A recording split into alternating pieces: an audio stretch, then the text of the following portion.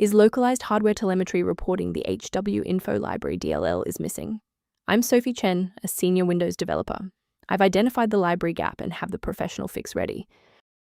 Before we get into the technical process for Hwinfo Library, you can find a professional diagnostic utility for system environment review.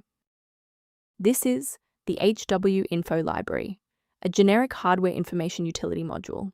It manages unmanaged hardware-level sensor polling and system configuration analysis, facilitating the data link between physical motherboard manifests and software UI. Let's transition to the solution, starting with the official Microsoft redistributable. Hwinfo is a system-critical file that Windows manages internally.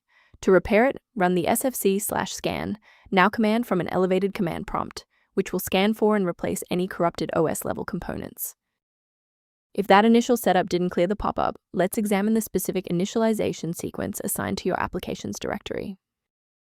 If your system has been running for an extended period, a reboot might be necessary to resync your background processes and clear any temporary locks on the Hwinfo library file. To avoid losing your place during the restart, bookmark this page now or hit the like button to save this video to your library for easy access later. If you're still seeing the same problem post-restart, let's escalate our troubleshooting to the next tier. Feel free to pause the video if the next steps come at you too fast. If you are still seeing the error after a reboot, it indicates that the application's local file structure is damaged, so you should perform a clean reinstallation by deleting the program's hidden app data folders. This ensures that old configuration files are not blocking the new version of your DLL from being deployed by the official installer. Why are we doing this? Well, third-party libraries are often cached in temporary directories, and a clean wipe is the only way to force the software to recognize a fresh library file.